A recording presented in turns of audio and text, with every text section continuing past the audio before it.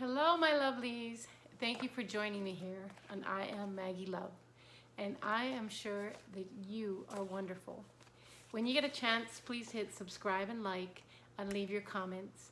I would just love to hear what kind of breakthroughs you're making. What are you doing with your purpose and your gifts that you're here to give in service to others and yourself? Okay, we are going to be going back and hitting up.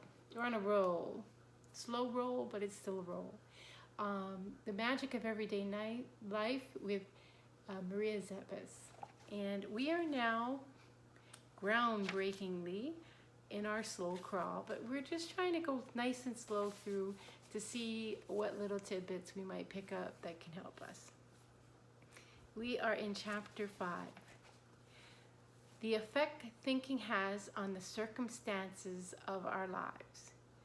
If we examine the coil from which our actions spring, the origin of our conflicts, hang-ups, external and internal complications, and stormy neurological life, we come upon the tyrannical power of demonic elements in every instance.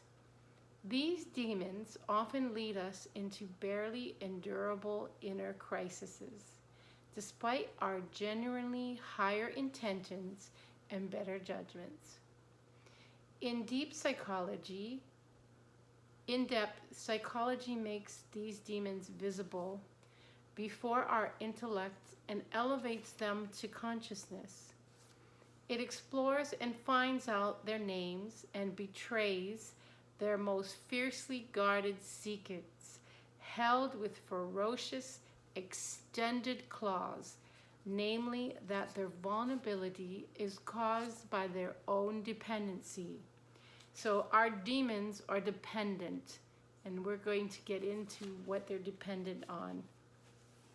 The essence of their existence is no more than yearning and passion. It is we who give their boundless, voracious hunger tools and form. They embrace with human arms, strike, kill, and maul with human hands. They taste the extreme flavors of carnal pleasures, tortures, and suicidal fear through human senses and the nervous system. To the extent that we submit to their influence, the fundamental nature of this tyrannical demonic anarchy reigns supreme over us. So what thoughts, just sidebar, what thoughts are you submitting to? And what thoughts do these, so we can have positive thoughts, but when they're in the negative valley, these can lead to, as she's referring to, these demonic kind of presence that can overtake us. But we're here to put that down. To the extent our mental control slackens and that our body's natural quest for equilibrium, a plethora of diseases take hold of our physical being, from organic problems to nervous anxiety to finally a nervous breakdown. Now let us look at this process in reverse. So we're about to reverse uno this. How does the demon gradually gain power over us? In what manner do we transfer increasingly more ground to it? How do we allow it to sneak into the inner sanctum of our mind, where it paralyzes and dethrones our ego, establishing thereby the destructive dictatorship of chaotic emotions, urges, and passions? First and foremost, we must understand that the demon, whose every action is superfuge, is invisible. It does not take its objective suddenly by storm, but step by step through the cold-blooded cunning of instinct. So that's one thing that I'm continuing to encourage you on this channel, is to take that step of 1,000 miles, the journey of 1,000 miles. Take that step, and once you get into step, keep stepping. You know, you have a goal, you have a dream, you have a purpose, you have whatever you are working towards. Take that step, and once you get to stepping, keep stepping. Don't stop. You know, as you go, you get advice and you can course correct, but a body in motion stays in motion. It's the same with our spirit, and we want to keep ourselves going towards the right direction. Okay, the center of our organism is the brain. Every life function originates in the brain and is the termination point of each impression. Now, this is not to take away from Heart Math Institute. We know the field of the heart is larger than the brain, but we want to, as we work through things, we want to make sure that we are aligning the mind, body, heart, spirit.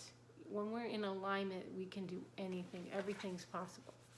So, for purposes of this book, higher impulses behind the visible organism also enter the body through this precise transmitting station, as do deeply negative forces in search of self-actualization. Neither can they circumvent the brain. So are you aware of where your thoughts are? Are you listening to what's going on up there? Maybe sometimes many of us are listening to it too much, or we're in the process on that spectrum of rewiring them from negative to positive. Wherever you are, again, I continue to encourage you. Take action. Encourage you, but take action. So the will, which strives for control, must first influence our thinking. The substance of thought and mental atmosphere that pervades the brain is that abstract essence that, together with unconscious operative commands, diffuses and disperses in our body and determines our entire conduct. A change of direction towards the negative can represent catastrophe, not only in our psychological being, but also in our physical body.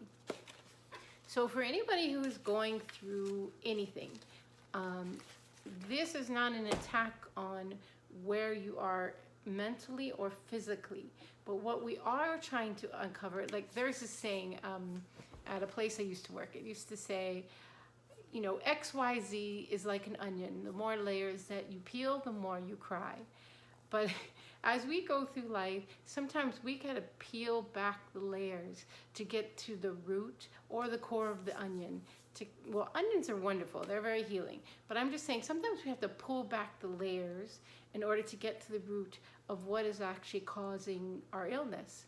And every one of us, I think when we're younger, our body is able to endure a lot more punishment, maybe even cruelty. That's not true for everybody. But it's definitely as you age, one of the things that I have learned through medical challenges that I am going through right now is that we really need your health to do the journey of your life.